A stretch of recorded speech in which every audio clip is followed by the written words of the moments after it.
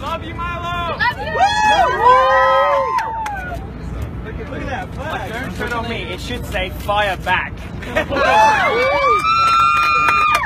Alright, thank you so much for coming out. I'm glad we've managed to do this in the end.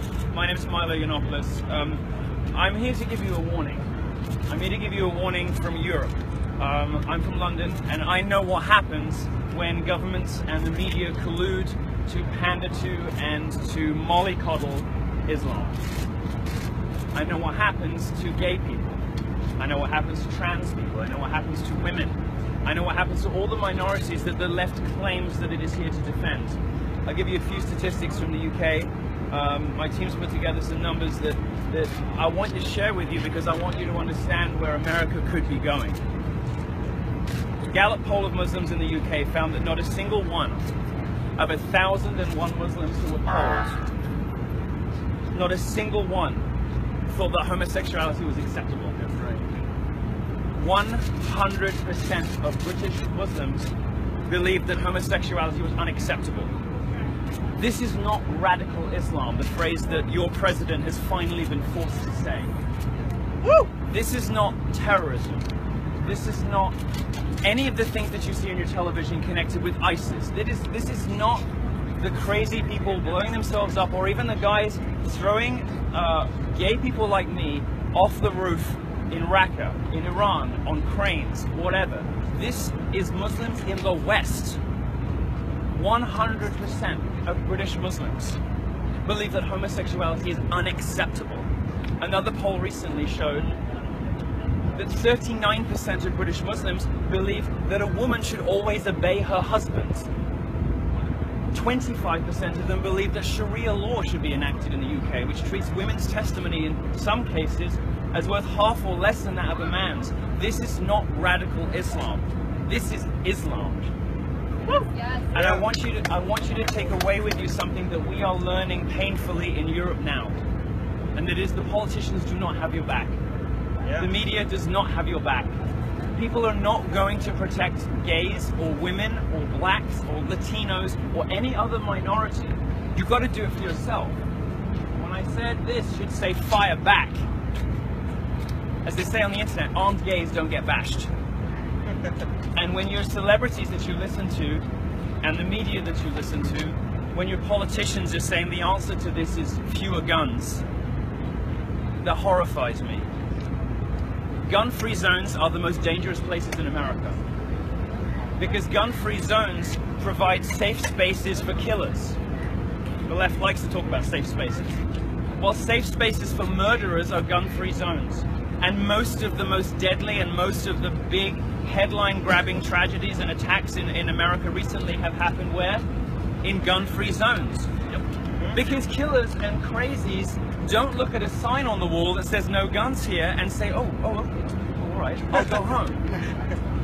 They walk in there safe in the knowledge that nobody is going to fight back. Safe in the knowledge that nobody in there is equipped to defend themselves. And there are two problems in America as I see it, and I'm coming to you from a continent in which we have Germany, 1.4 million Syrian migrants, Syrian Muslims in Germany now. You've got hospitals who are saying that their accident emergency rooms, their emergency rooms are overrun by people who spit at female doctors and saying they won't be treated by them. By public buildings that are being defaced, by people who are being raped and sexually assaulted in their thousands in public spaces at night. And the response of the authorities is, well, what were you doing out so late? If that's not victim blaming, I don't know what is.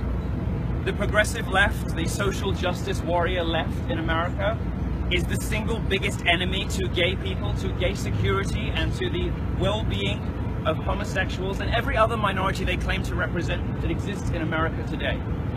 Woo! Yeah! Some more statistics from England, where I'm from. 52%, 100% of the Muslims in the Gallup poll believed that homosexuality was unacceptable. In a second poll, 52% believed that it should be made illegal. So my sex life, my love life should be against the law. 39% obeying the husband. 31% think that it's acceptable for a man to have multiple wives. Well, I could maybe get on board with that, but as long as I was wife number one.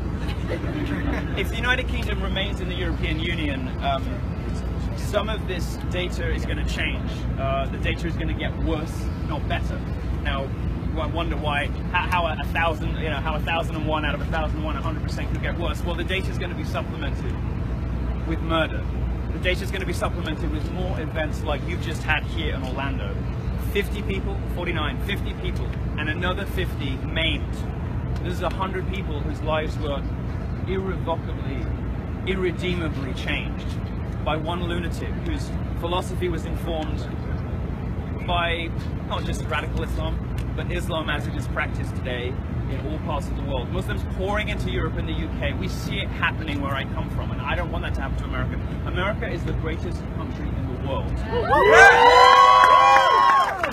is a reason I'm here, because I love this country, and I love the principles on which this country was founded.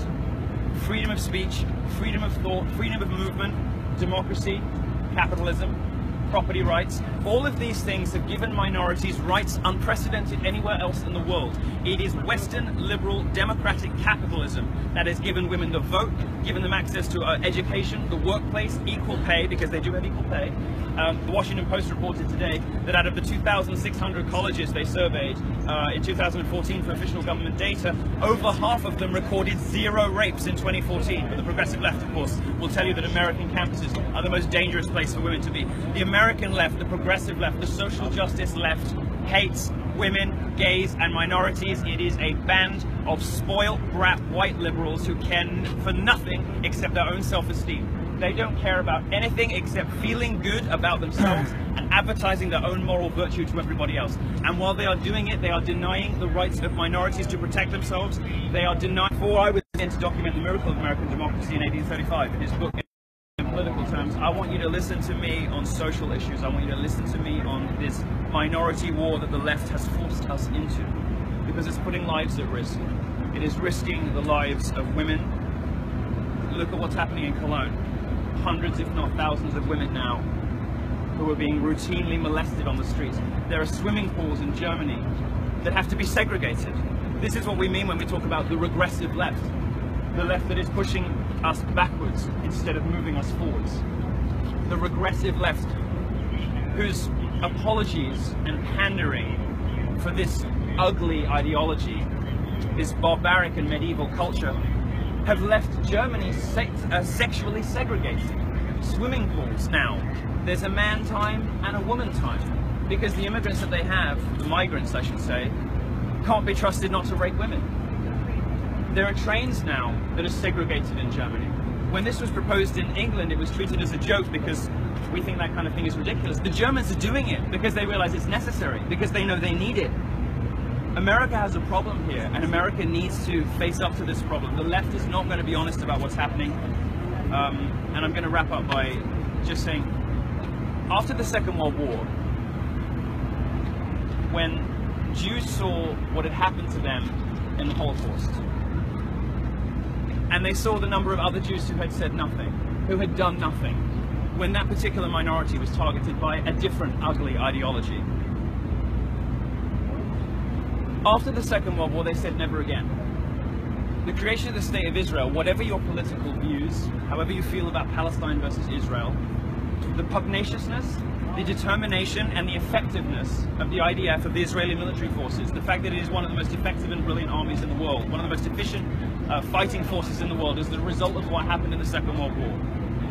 My hope after today, after the ugly and disgusting thing that happened here, is that gay people say too, like the Jews did after the Second World War, never again. And gay people too. Let Islamic fundamentalist preachers and Muslims everywhere who are tempted into thinking that they can treat gay people like this, they can treat women like this, they can treat Latinos like this, they can treat blacks like this, they can treat anyone like this, that we will shoot back.